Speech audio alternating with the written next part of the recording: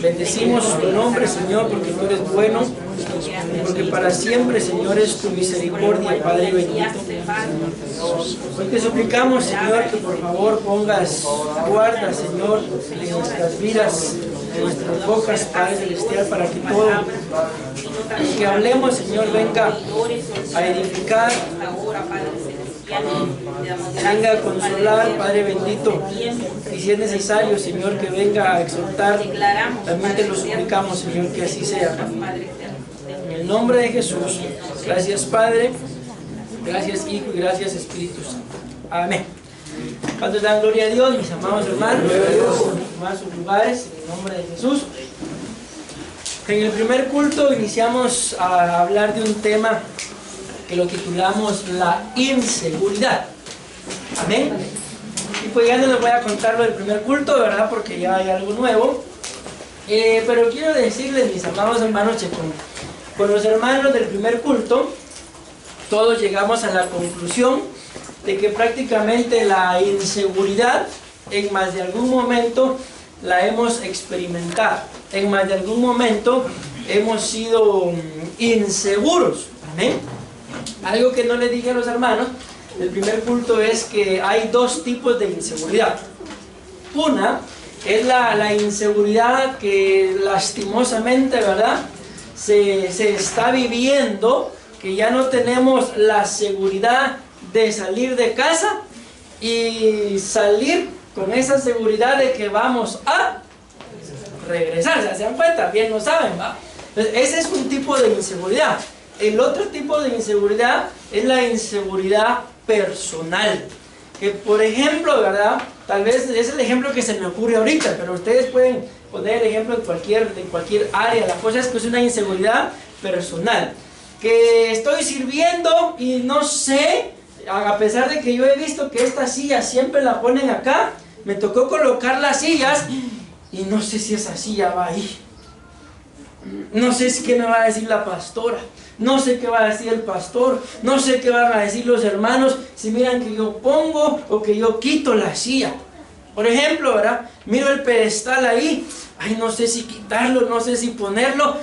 En fin, esa es una inseguridad personal. Que tener ese tipo de inseguridad, escuchen bien, no va a marcar si quito o pongo el pedestal, si voy a regresar a mi casa o no.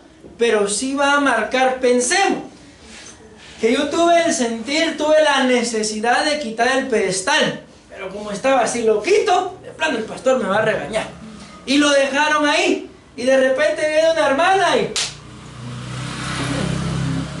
¿cómo se queda uno? No sé si les ha pasado que a veces estuvimos a punto de hacer algo, no lo hicimos y algo pasó. ¿Les ha pasado? ¿Sí? ¿Les ha pasado que a veces el Señor les puso una palabra para profetizar y ustedes no, eso es mío, eso no suena como que fuera de Dios y no lo dicen? Y luego el hermano de la par, pueblo mío, dice el Señor, y ustedes, eso es lo que el Señor me había dicho. Y de repente va, porque a veces somos algo tremendos también, escuchamos la profecía del hermano o de la hermana, ya esa profecía como que no muchito. Pero profetiza el pastor, la pastora, y precisamente lo que el Señor me había puesto, esa profecía era del Señor. ¿Y saben qué es lo más tremendo, mis amados hermanos? Que ese tipo de inseguridad, dice la Biblia, en el libro de Ezequiel, capítulo 3, me parece que es, si alguien me puede corroborar ahí lo que les voy a decir, al final, ahí lo dice en Ezequiel. Lo que no estoy seguro 100% es si es en capítulo 3.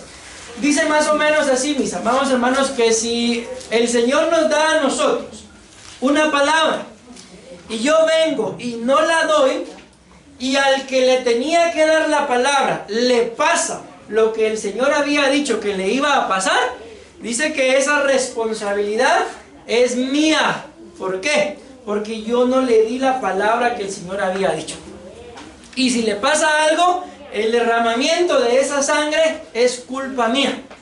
Pero si yo vengo y doy la profecía y al que le di la profecía le pasa lo que el Señor había dicho, entonces ya no es responsabilidad mía. ¿Por qué? Porque yo hice lo que el Señor me había dicho. Entonces la inseguridad, mis amados hermanos, hablando espiritualmente, hablando, valga la redundancia, nos puede llevar a que el pecado, el error o la vida misma del otro hermano sea responsabilidad mía. Ahí es. ¿Qué versículo? 3:18. Ahí está por si lo quieren anotar, si lo quieren corroborar. Ezequiel capítulo 3, versículo 18. Ya nada de inseguridad. Amén. Me voy dando a entender, mis amados hermanos. Entonces ustedes y yo tenemos que aprender a ser gente segura, pero no una seguridad que dependa de mi fuerza, que dependa de mi capacidad, que dependa de mi inteligencia. Los que tienen un buen trabajo, que dependa de mi trabajo. Los que tienen un negocio, que dependa de mi negocio, porque al final eso no es ningún tipo de seguridad. La Biblia nos muestra, mis amados hermanos, que al dinero que hoy podemos tener tal vez amontonado, nos muestra la Biblia, le salen alas. El dinero que hoy, no pensé que era dinero. El dinero que hoy es, mañana dejará de ser. Hoy podemos tener una gran cantidad de dinero y tal vez estar seguros porque lo tengo en el banco. No sé si se recuerdan ustedes cuando pasó acá que el banco, el Bancafé quebró. ¿Alguien se recuerda qué pasó? ¿Qué pasó? Hasta yo andaba haciendo cola ahí para que me devolvieran mi dinero. Ya fui uno de los últimos porque solo 150 tenía. Todavía mucho. Pero la gente que tenía una gran cantidad, ahí se le fue su seguridad. Entonces nuestra seguridad, mis amados hermanos, depende de Cristo. Pero para que mi seguridad dependa del Señor, ustedes y yo tenemos que tener una cosa que se llama fe. Porque si ustedes y yo no tenemos fe, entonces es mentira que mi seguridad depende de Él. ¿Por qué? Porque la Biblia muestra, y ahí traigo una cita, no creo llegar, pero se las voy a mencionar, que es necesario que el que se acerque a Dios se acerque sabiendo que Él es Dios, sabiendo que existe y que es remunerador o galardonador de aquellos que le buscan. Amén. Entonces muchas veces, mis amados hermanos, la inseguridad hace que nos vaya mal. Y luego lo típico, ¿verdad?, de nosotros los cristianos. ¿Y por qué a mí? Si probablemente yo ofrendo, si yo me congrego, si yo sirvo, puedes tener todo lo que quieras, mi amado hermano, pero si no tienes fe, está escrito que sin fe es imposible agradar al Señor.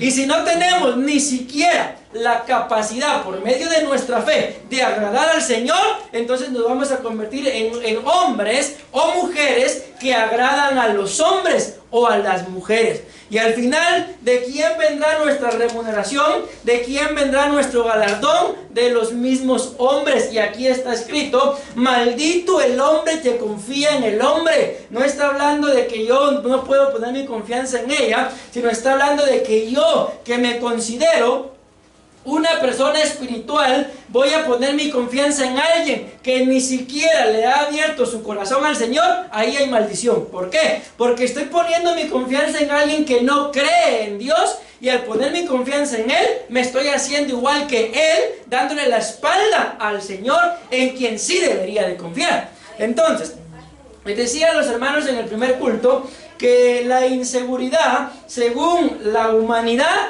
es consecuencia del miedo. Cuando ustedes y yo tenemos miedo, vamos a ser gente insegura. Pero la inseguridad, según la Biblia, es ni más ni menos que la falta de fe.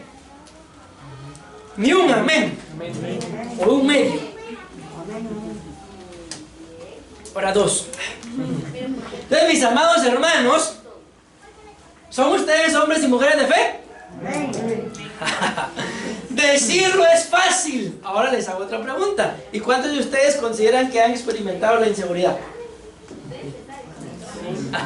¿Se dan cuenta? Pero acaban de decir que son hombres y mujeres de fe, pero también acaban de decir que son hombres y mujeres inseguros. Entonces, ¿en qué quedamos? ¿Hombres y mujeres de fe?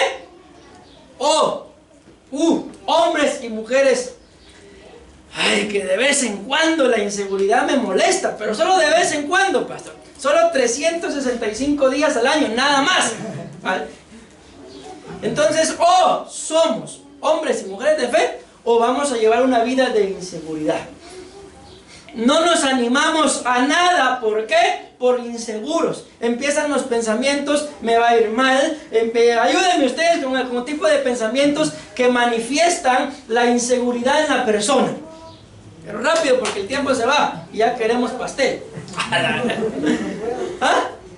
Y si no puedo, ni siquiera lo han probado, ni siquiera lo hemos intentado y ya vamos, no puedo. Y si no funciona, ¿para qué nos complicamos, mis amados hermanos? Intentémoslo otra vez. Al final está escrito que no le demos descanso a nuestra mano. Si hacemos algo por la mañana, que hagamos también algo por la tarde. Porque quién sabe, lo dice la palabra, hermano. Si una de las dos cosas fructificará, o quién sabe si las dos.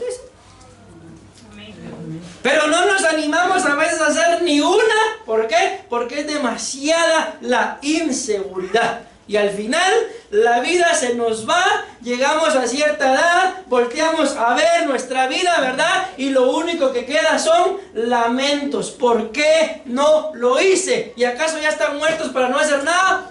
Pues, ¿verdad que no? ¿O parece que sí porque nadie me responde?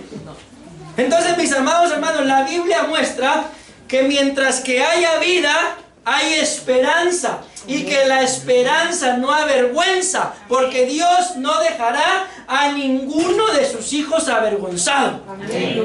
¿Cuál es el gran conflicto? Le decía a los hermanos en el primer culto, el gran conflicto es que lastimosamente la mayoría de nosotros decimos que somos cristianos, pero no conocemos a Dios. ¿Saben cómo es esto? Es como querer ser novio de alguien, pero no querer conocer a sus papás.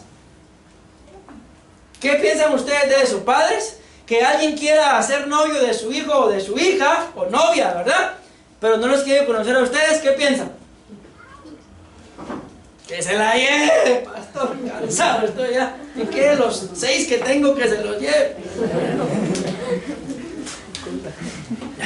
Bueno, no piensan nada, ¿verdad? Pero bueno, les voy a colocar la base nada más. Mateo, capítulo 9, versículo 22 y 23. Ahí la Biblia habla, mis amados hermanos, de un padre de familia que tenía a un hijo, lo vamos a resumir así, endemoniado. ¿Alguno de ustedes ha tenido un hijo así? No, gloria a Dios. Ahora les cambio la pregunta. Hijos, ¿han tenido algún padre endemoniado? ¡Habla, padre! Ahí son los risas, ¿verdad? Que son bandidos. Va. Entonces resulta que este padre tenía un hijo que estaba endemoniado y necesitaba que le hicieran el milagrito, ¿verdad? Solo le faltó decir un milagrito, señor cura. El asunto es que este hombre llega delante de Jesús y le expresa, mis amados hermanos, su necesidad y le dice: pero si tú puedes hacer algo, ten misericordia de nosotros y ayúdanos. Entonces llegó y le comentó todo el asunto de lo que le pasaba a su hijo, ¿verdad? Y le dice: pero si tú puedes, ayúdanos. Cuando le dice ese, pero si tú puedes, ¿qué está haciendo? ¿Ah? Está dudando. Está dudando de que el Señor pueda hacer algo. Y vean esto. Jesús le respondió. Jesús le dijo. Y le responde con una pregunta. Yo no sé a cuántos de ustedes les gusta que ustedes preguntan algo y la persona les responde con otra pregunta. ¿Les gusta? ¿Verdad que no? O si uno pregunta, ¿qué es lo que uno quiere? Que le respondan, no que le hagan otra pregunta. Pero aquí es el Señor Jesús, ahí sí no nos metemos, ¿va? Él es Dios. Entonces el hombre le dice: si tú puedes. Y el Señor le responde: ¿cómo es eso que si yo puedo? Eso es lo que dice. ¿Cómo si tú puedes? ¿Logran captar ustedes esto? Muchos de nosotros llegamos delante del Señor hasta con inseguridad. Señor, si tú quieres, Padre, si tal vez ten misericordia. ¿Cómo es eso si les acabo de decir que está escrito que el que se acerca a Dios se acerque sabiendo que Él es Dios, sabiendo que existe y que es remunerador de los que le buscan? Entonces ustedes y yo digamos: Señor, si tú puedes, Padre, si tú quieres, tal vez, si te acuerdas de mí. Hay un corito de Jesús Adrián Romero que dice: Y yo que pensaba que habías olvidado todas esas cosas que un día te pedí. Y un montón de cosas más. Y luego dice, y me he dado cuenta que han estado ahí haciendo memoria delante de ti. No te has olvidado, levanten sus manos, de lo que pedí. Dice, y cuando yo escucho ese pedacito, me doy cuenta, mis amados hermanos, que todo lo que le pedimos al Señor, ahí está presente. Los que se olvidan de lo que le pedimos al Señor somos nosotros, pero Él no. Ni un amén, hermanos. Yo estoy emocionado y usted todo inseguro. Entonces, ¿cómo es posible, mis amados hermanos, que nos acerquemos delante de Él? Si puede, Señor, quítame mi pecadito, Padre, ya no lo aguanto. ¿Cómo es posible? Cáiganme bien. Escuchen lo que le... ¿Cómo es posible? ¿Cómo que te estás acercando a preguntarme si yo puedo? ¿Puede el Señor o no puede? ¿Qué necesitas tú? ¿Puede suplirlo el Señor o no puede? La verdad que solo Él sabe, pastor. Yo ya le pedí, tengo 15 años pidiéndole y no pasa nada. ¿Cada cuánto le pides? ¿No le dije que hace 15 años, pues? Yo sé que les pasó, mis amados hermanos, cuando sus hijos eran más pequeños. Yo ahorita estoy experimentando eso. Papi, por ejemplo, bajame mi juguete. Permitime. Papi, mi juguete, permitime. Papi, ¿qué me esperas? Te estoy diciendo. Se le olvidó de pana que le grité. Papi, ¿qué tengo que terminar de hacer? Se lo bajo, ¿y qué pasa? Se va con su juguete y me deja tranquilo. ¿Por qué no se lo hice cuando me lo pidió por primera vez? Porque estaba ocupado. ¿Por qué les digo esto? Porque nosotros así nos acercamos con el Señor. Así nos acercamos con el Señor. Como dice aquel otro corito, pero dame ese monte. Y ya no me acuerdo qué dice. Y con mis fuerzas, creo que dice. ¿Lo qué? Lo he de tomar. Señor, dame ese monte. Dame ese monte. Pero el monte resulta que toca el teclado. Esa es la risa. Amén. Y va a pedir el monte y el monte y el monte, pero caminando para otro lado. Viendo el monte, pero de vez en cuando. No. Luego dice el Señor, ¿cómo es posible que tú me estás preguntando si yo puedo? ¿Creemos que Él puede? ¿Sí o no? Entonces se tiene que ver, mis amados hermanos. Se tiene que ver que en realidad tú estás creyéndole al Señor que Él puede. Y lo dice la Biblia, hombre. Él siempre nos da, dice, más abundantemente de lo que nosotros pedimos. Entonces, ¿qué tenemos que hacer? Pedirle. Les decía a los hermanos del primer culto que a veces la pastora le quiere pegar a Mercy o a Donay. Eso solo pasa cada hora. Son bromas. Pero a veces lo que ellos hacen es que salen corriendo y se agarran aquí. Ciernón, loco. Se agarran a mi pierna. ¿Y qué creen que pasa ahí? A los tres nos da. ¿Qué creen que pasa? Ellos sienten seguridad. Y yo le decía a los hermanos, ¿acaso no tenemos un Padre más amoroso todavía? Amén. Que si necesitamos algo, vayamos. No le digo a fastidiarlo, ¿verdad? Pero hasta que nos lo dé. Y la insistencia, seguros, mis amados hermanos, de que el Dios que tenemos es bueno. ¿Sí o no? De que el Dios que tenemos es bueno. Entonces no nos acerquemos. Yo en una oportunidad, cuando no tenía carro, la iglesia estaba allá, yo iba para arriba y había un carrito por aquí, en este lado, todo viejito el carro. Y yo vengo y le digo al Señor, Señor, aunque sea un carrito así, dame. Y el Señor me responde, no me estés pidiendo aunque sea, porque lo que yo tengo para ti es más grande. Entonces, así por la buena, sí. Y como 20 años después me lo dio. Pero no me dio cualquier carro. ¿Cómo fue que el Señor lo logró dar? Porque de plano usted, pastor, usted hace esto, usted hace lo otro. ¡No! Confiando en Él, mis amados hermanos. El Señor nos dio, y ahí está la pastora de testiga, el carro que queríamos. No cualquiera, nos dio el que queríamos. Ella tiene la moto que quiere. Entonces el Señor nos está dando lo que queremos, lo que le pedimos, no lo que sea. Pero ¿qué hay que hacer? Ser hombres y mujeres de fe. No confiar en el hombre, porque el hombre, la Biblia nos muestra, mis amados hermanos, que hasta los mismos hermanos en la carne, cuando todo va mal, le dan la espalda uno al otro. Los hermanos que nacieron del mismo vientre, así lo muestra la Biblia. No digamos los amigos, los familiares, los conocidos. ¿Qué les importa? ¿Ustedes creen que la gente en realidad se goza cuando ustedes prosperan? ¡Mentira! No se gozan, les da envidia, les caen mal. ¿Por qué? Porque ellos no lo pueden hacer, o si lo pueden hacer, están metidos en otras cosas, no se alegran. Entonces, si nos dejamos llevar por lo que la gente diga, por lo que la gente piensa, solo demostramos que somos gente insegura y que el Dios que tenemos, yo no sé si pueda. ¿Cómo es posible que no pueda? Si venció a la misma muerte, ¿qué otra cosa no nos puede dar? Nos dio a su Hijo, que prácticamente nos despojó, se entregó Él mismo. No te podrá dar un plato de comida. Así por las buenas, sí. No puede. Pero ¿por qué muchas veces ni eso tengo?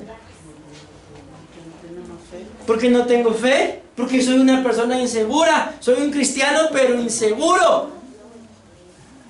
Ustedes y yo tenemos que dar pasos de fe. Los pasos de fe, mis amados hermanos, para entrar ahí se necesita fe.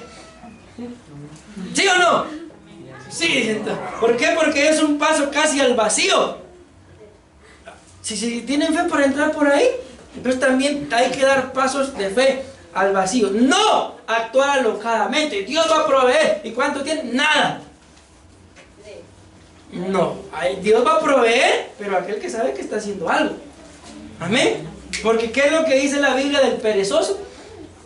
Así como hombre armado, así le vendrá la pobreza al perezoso.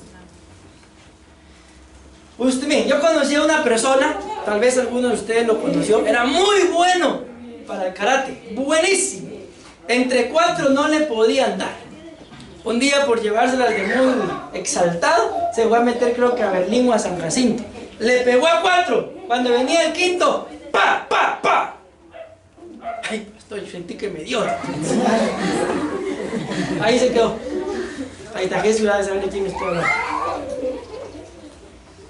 Entonces, mis amados hermanos, necesitamos fe. Para darle a los 5, pastor. No, para conseguir lo que anhelamos. Pero la Biblia muestra un orden. Primero lo espiritual. Todo aquel que se desvía, mis amados hermanos, por lo material, probablemente le vaya bien. No estoy diciendo que le va a ir mal, pero va a pagar las consecuencias. ¿Y cuáles son las consecuencias? Familias desintegradas, hijos en homosexualismo, hijos en lesbianismo, hijos en drogadicción. ¿Por qué? Porque se pusieron a buscar otras cosas dentro, buscando una aparente seguridad económica, pero perdieron lo más importante, el alma. ¿Vale la pena? No. Bueno, y aquí voy a empezar, hermano, porque aquí fue donde me quedé con los otros hermanos.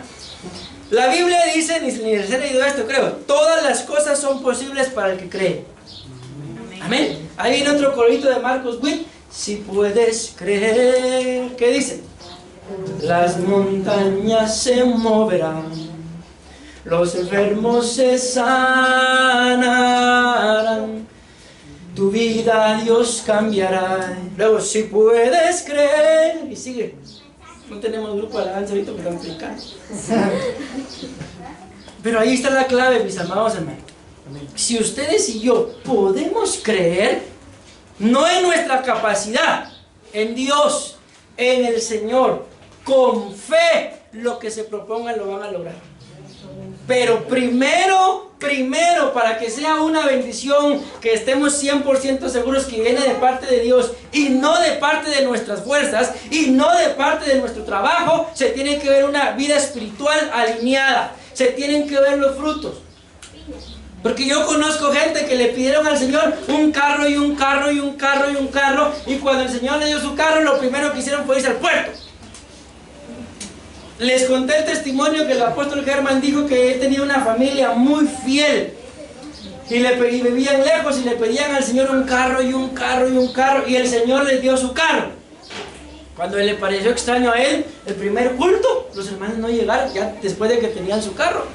Qué raro, dijo, y a veces es normal, ¿verdad?, que alguien falte un culto. Y arrancamos el carro, ahora lo vamos a enfrentar. Luego, mis amados hermanos, llegó el otro culto y faltaron. Qué raro. Llegó el fin de semana y faltaron. Y llamó. Miren, mis hijitos, ¿qué pasó? Que no han venido. Es que lo que pasa, apóstoles, que como usted sabe, el Señor nos acaba de dar nuestro carrito, y ahí el lugar donde está la iglesia es muy peligroso, nos lo pueden robar. Dice que él se encendió en el espíritu, ¿verdad? Como nos pasa a los pastores. Porque van a pedirle al Señor un carro para poder ir a la iglesia, y cuando el Señor se los da, dejan de ir porque se los pueden robar. ¿Qué piensan ustedes? Gente insegura. Entonces, mis amados hermanos, si ustedes y yo podemos creer, está escrito acá, todas las cosas son posibles al que cree. ¿Al que cree en qué? ¿Al que cree en quién? Al que cree en el Señor. Amén. Dice la palabra, bueno, los significados de la palabra posible, todas las cosas son posibles. Dos les voy a mencionar nada más. Uno es capaz y el otro persona de convicciones. No me recuerdo si fue a los diáconos o al grupo de escuela ministerial del día de ayer. Yo les decía de que una de las características que tiene la gente que logra cumplir sus metas, cual sea, es que son prontos para tomar una decisión, pero son tardos para cambiarla. ¿Y cuál es el gran conflicto con la mayoría de nosotros, mis amados hermanos? ¿Alguna vez han acompañado ustedes a una mujer a comprar zapatos?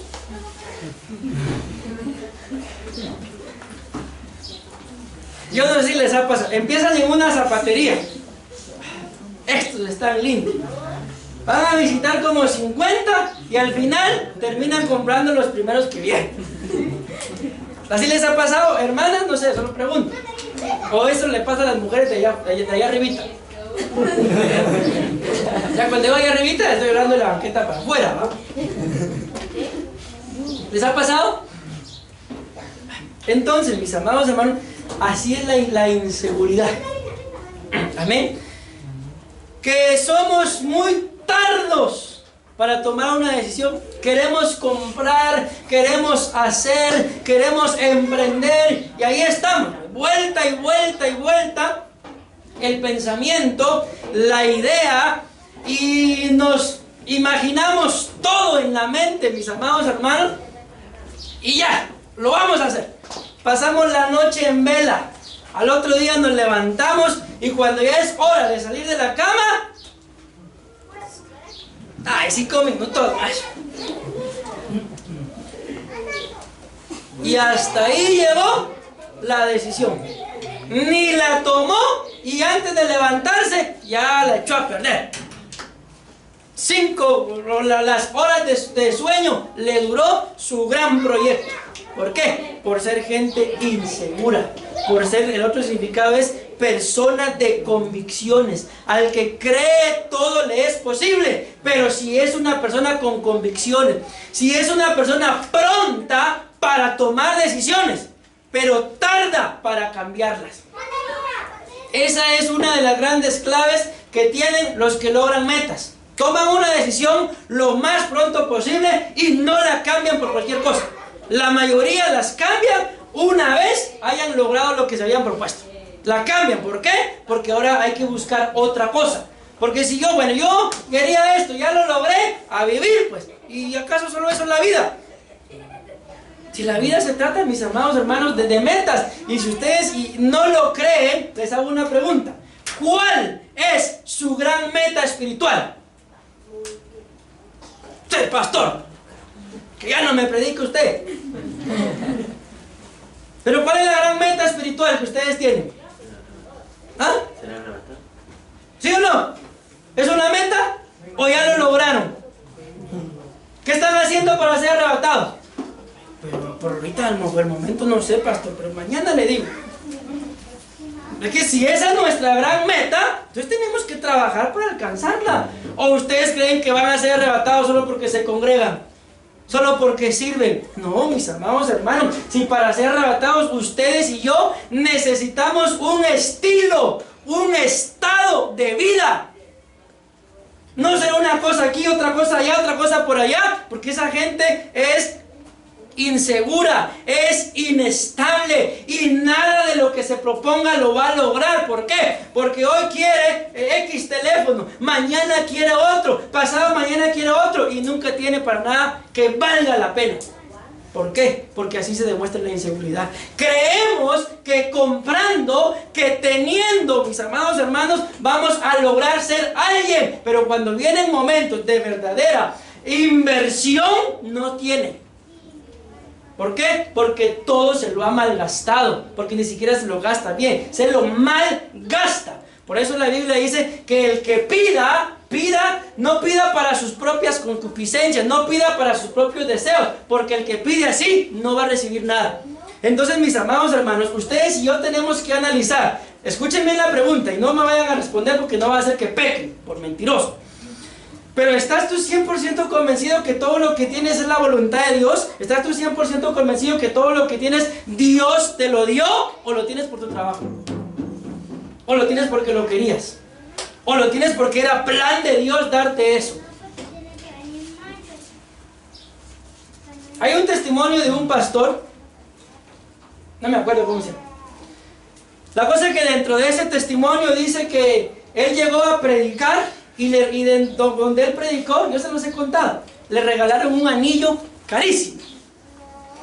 Y él andaba luciendo su anillo y dice que los amigos de la universidad le decían: vos quítate ese anillo, le decían, porque te van a quitar el dedo. Y él respondió: el Dios que me dio este anillo también va a cuidar mi dedo. Y él no lo andaba cargando. Entonces, mi amado hermano, si tú y yo andamos con miedo a perder las cosas que tenemos, ¿te las habrá dado Dios? ¿O las conseguiste tú por tu fuerza, por tu voluntad, por tu gana? ¿Y cómo es aquel dicho que dice? Ni mi tata ni mi nana, ¿cómo es? ¿Cómo? Con mi gusto y con mi gana, ni mi tata ni mi nana. Inseguros. Eso es todo lo que demuestra. Teniendo algo, se sienten seguros. Que se los quiten, se les va la vida. ¿Por qué? Porque no fue Dios quien se los dio, fueron sus propias ganas. ¿Me voy dando a entender? La cosa es que este pastor dice que le dieron su anillo y él vivía con esa convicción: si Dios me lo dio, Dios me tenía que cuidar el dedo. Y así fue. De repente un día él fue a predicar a un lugar muy lejos. Y dentro de la campaña que había, dice que venía se acercó aquí en Guatemala le podemos decir charamilero. Y el Espíritu le habla y le dice: Abraham se llama, quítate el anillo y se lo das a aquel pordiosero. Y él empezó a reprender. Él lo dice así, que eso no era del Señor. Y el Señor empieza a insistir: quítate el anillo y se lo das. Y se lo das, y él reprendiendo. Para no hacer cansada ni haga la historia, se lo quitó y se lo dio.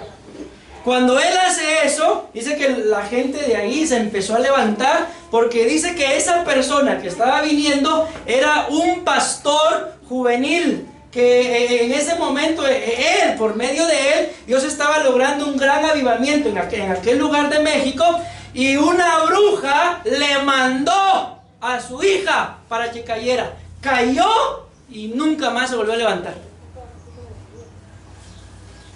Miren cómo es el diablo de astuto, y con todo respeto, y nosotros de brutos. Ay, es que qué mujer, pastor. Ay, es que qué hombre. ¿Por qué cayó David? Porque el diablo le envió un mensajero en forma de mujer y cayó. No crean ustedes que eso le pasó solo a David. Eso sigue pasando hasta el día de hoy. El diablo envía mensajeros y envía mensajeros y envía mensajeros. ¿Y qué hacen las almas de los hombres inseguros? Ahí van, pues, ahí van, a entregarse, a rendirse. ¿Por qué? Por la inseguridad. Creyendo que su seguridad depende de un hombre, depende de una mujer. Cuando si tú y yo tenemos fe, nuestra seguridad depende de Cristo. Amén. Dicen amén. Amén. No sé si le quieren dar una ofrenda de palmas al Señor.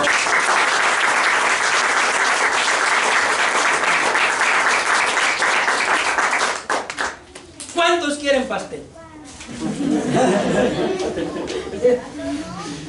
Es que ya se me fue el tiempo, hermano. Ahí iba a decir pastel y tal vez ya iba, no sé. Bueno, entonces mis amados hermanos, donde mismo me quedé otra vez. Tenemos que ser personas con convicción. Que nada ni nadie nos haga cambiar de decisión por cualquier cosa. Si tomaste una decisión, entonces que se vea, mi amado hermano. Amén. Hasta cuadrado me siento. Si decidiste empezar algo, háganlo.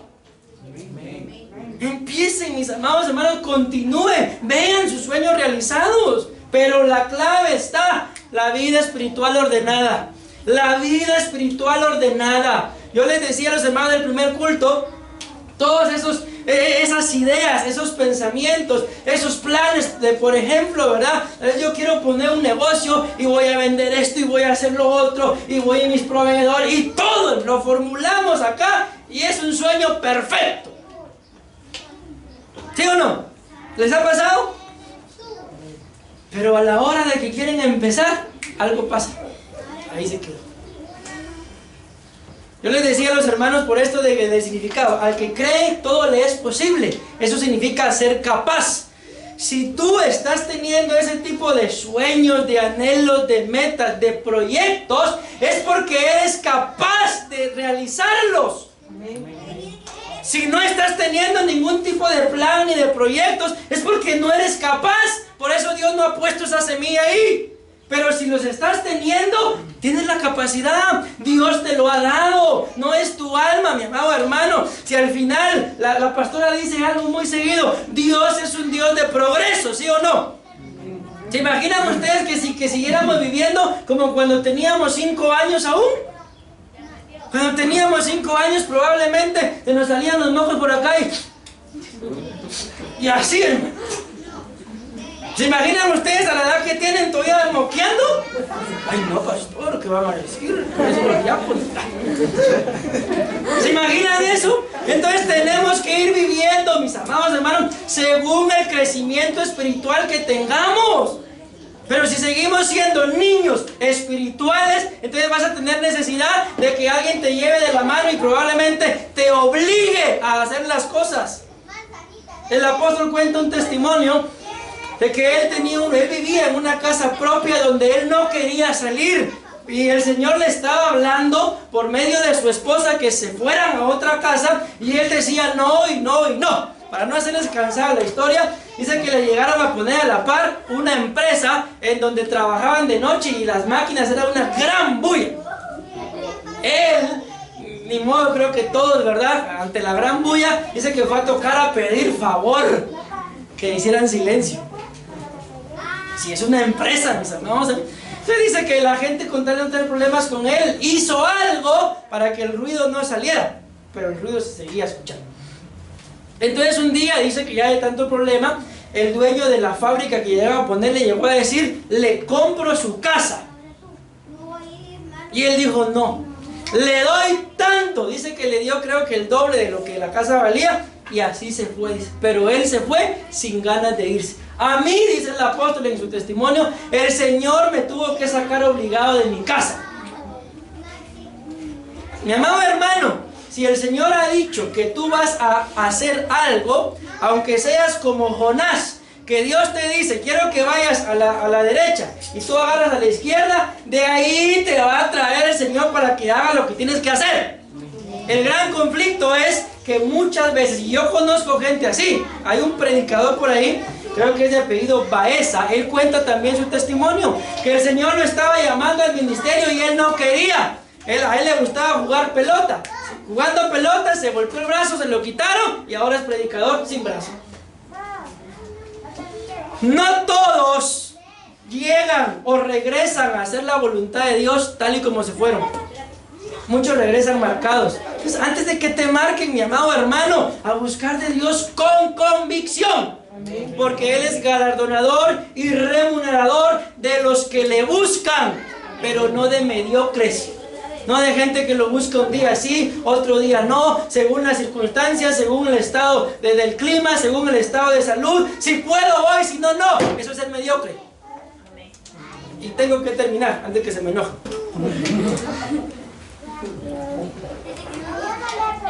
¿Me di a entender, mis amados hermanos?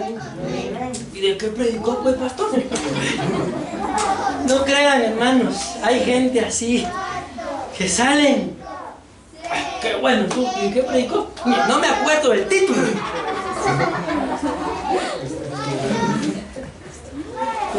Yo no sé, mi amado hermano, si tú eres gente con convicción o no. Si no lo eres, lo que te propongas, hay que llevarlo a cabo. Pero no de meterse solo así por así a hacerlo. Hay que planificar. La Biblia dice, mis amados hermanos, que cuando alguien va a ir a la guerra, o cuando alguien se va a poner a construir, así lo dice la Biblia, lo primero que tiene que hacer es, si ven que el ejército contrario viene con 20,000 soldados y él solo tiene 10,000, ¿qué dice la Biblia que hay que hacer? En fe vamos a ganar. Dice que hay que hacer la paz, porque está viendo que son 10 contra 20, ¿qué es lo lógico? Que van a perder. Y que si alguien se pone a construir, que primero haga cuentas. ¿Para qué? Para ver si le alcanza, sino que no se meta, dice. Entonces, ¿quieren ustedes hacer algo? ¿Sí o no? Sí, pastor, pero la verdad que no sé todavía. Entonces hagan cuentas, siéntense, mediten. Y primero tienen que ahorrar, ahorren, mis amados hermanos. No, pastor, yo voy a sacar un préstamo. Miren, uno de estos días, escúchenme lo que les voy a decir. Y pueden investigar. Estaba investigando acerca de la palabra hipoteca. Hipoteca. Al final, para no contarles toda la historia, resulta que la palabra hipoteca viene de una palabra de origen francesa. Y al final, el resumen de esa palabra es tenerte endeudado hasta que te mueras. Eso no se los dicen cuando van a sacar préstamos. Pero ese es el fin de los préstamos.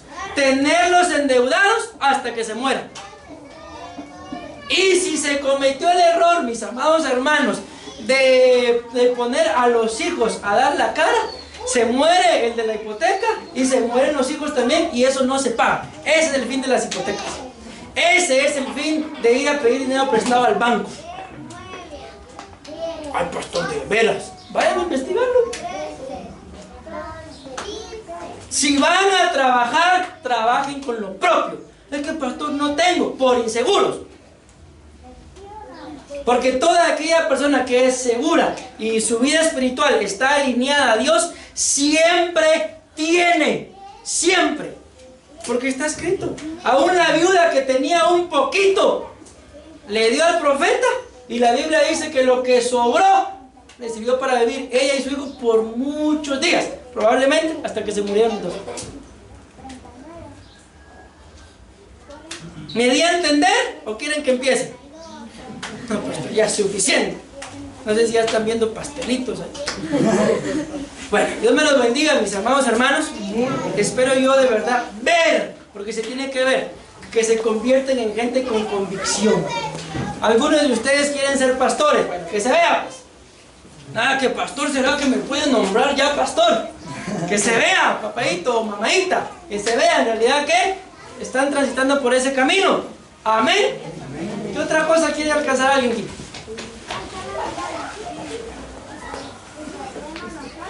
Se nota que lo van a lograr. Bueno, vamos a orar. Y vamos